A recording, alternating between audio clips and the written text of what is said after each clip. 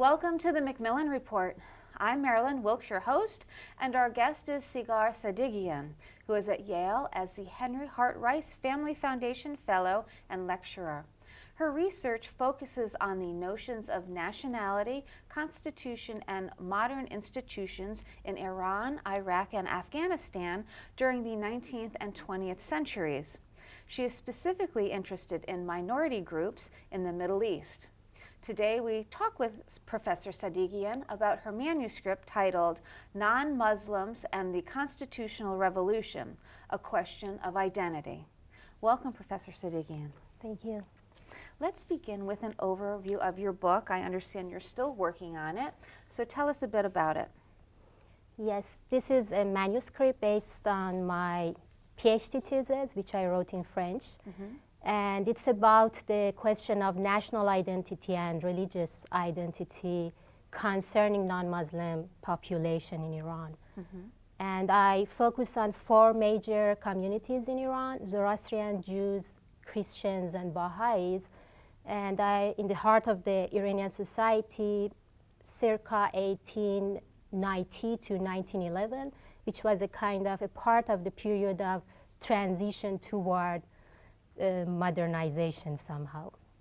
And I try to show these communities in at different levels, national, local, and international. And I try to show how the constitutional revolution, which happened in 1906, influenced or changed or may not change the situation of these communities. And I also try to show the role of these communities in the revolution. So tell me how you're doing the research for the book.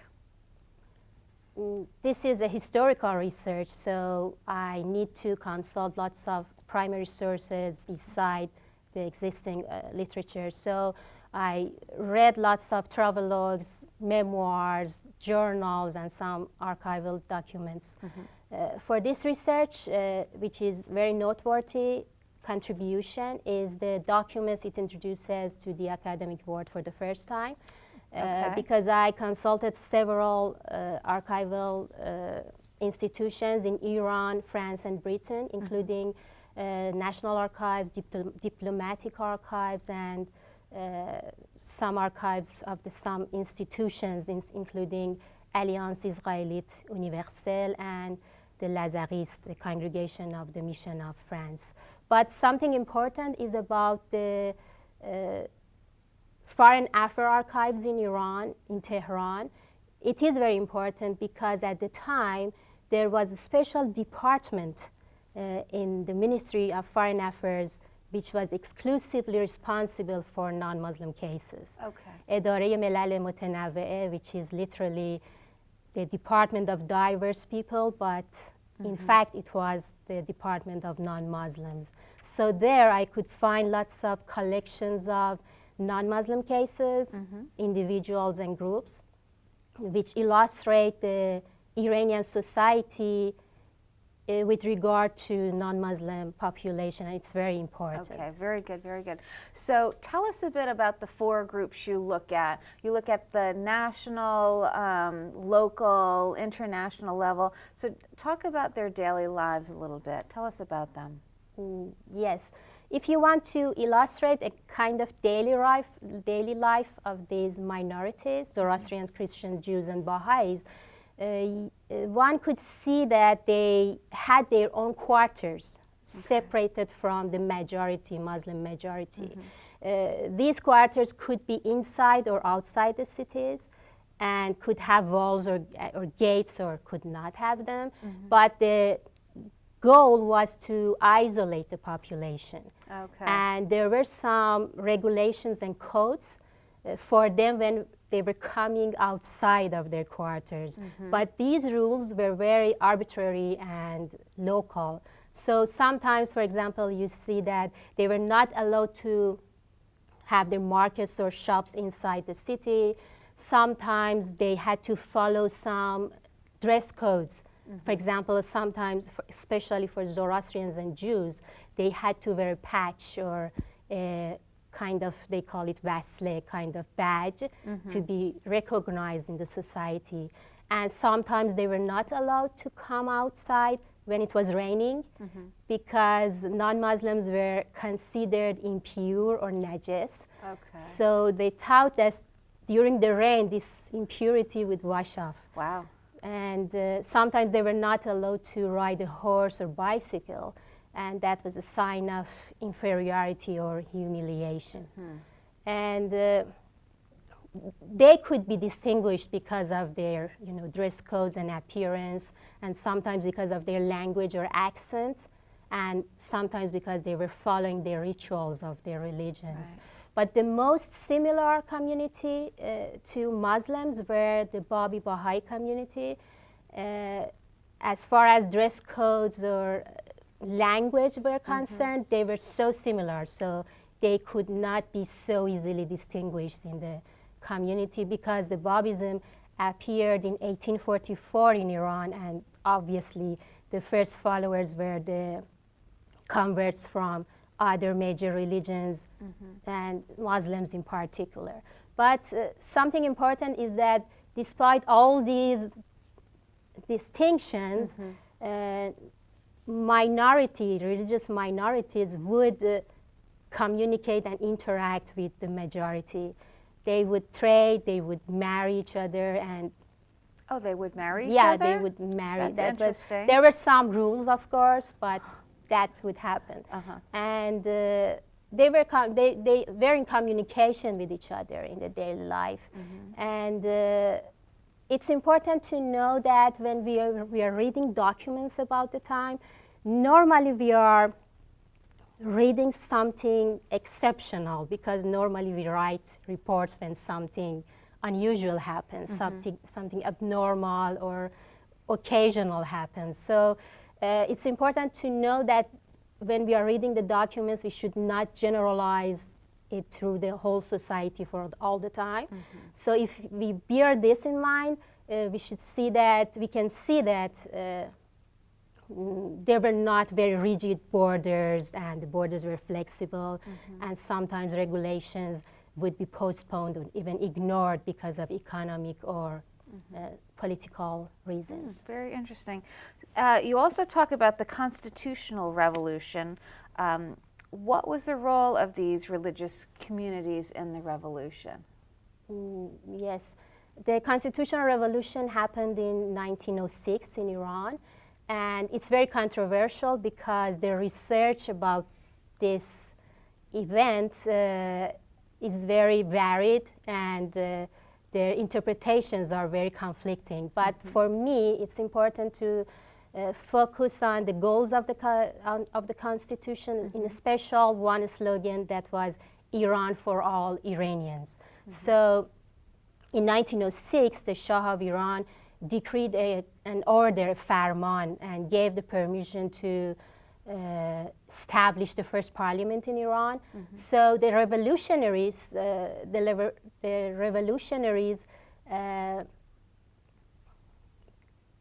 didn't accept that order because they thought they forced the Shah to change the order because he mentioned Islamic parliament, and they had this demand to have a kind of national parliament.